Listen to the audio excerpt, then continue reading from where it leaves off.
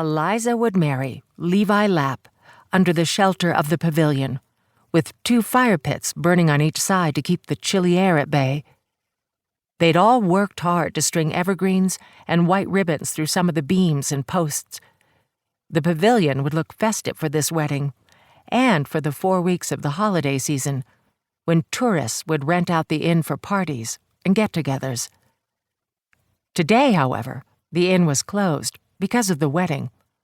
A private event with a mixed group of attendees, mostly Amish, with some English who worked here, such as Henry Cooper, who ran the front desk and watched over the huge lobby, as well as English vendors who provided the necessities to run such an establishment.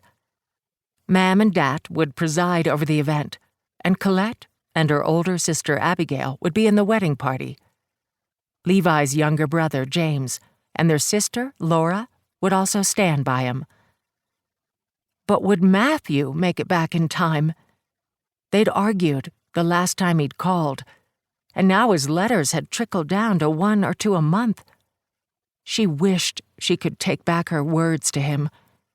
They'd planned to marry, but they couldn't announce it properly until they talked to the bishop and acquired a Zeugnis, which would then be delivered to a minister. Once that happened, and Collette, the bride, had a talk with the minister to be sure she had no hesitation, the wedding would be announced to the church. That should have happened by now, but Matthew had been called away before he could talk to the bishop.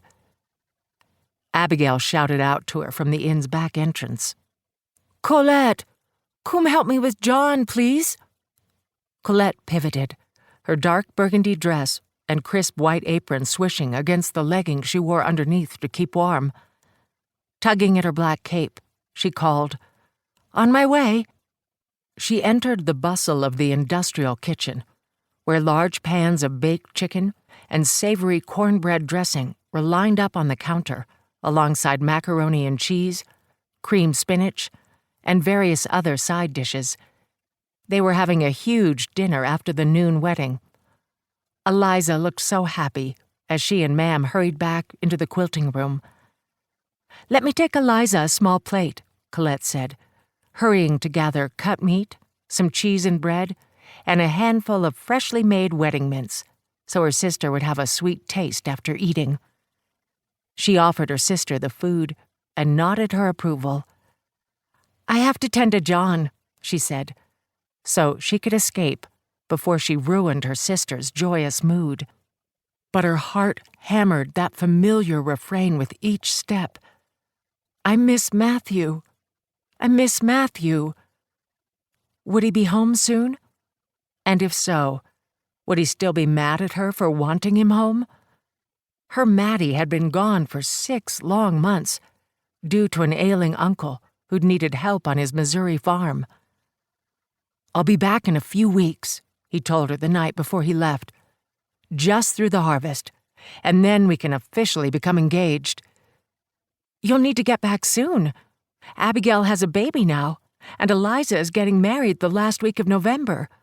We need your help more than ever." His gaze moved over her face. Matthew had beautiful golden brown eyes. "And do you need me, Collette?" "You know I do. I love you." It had taken her a long time to say those words, but she truly loved Matthew Mueller.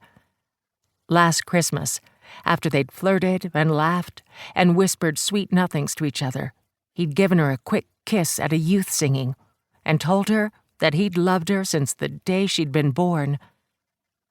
2 years older than her 21, he'd known her as a baby, a toddler, a kint, a teen, and now a woman, and loved her all that time. They'd been courting since that night.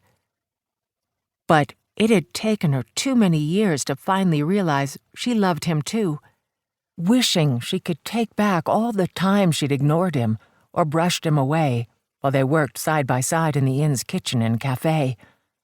Collette had savored their brief time together, but then he'd up and left a few months after she'd declared her love. They'd communicated through letters.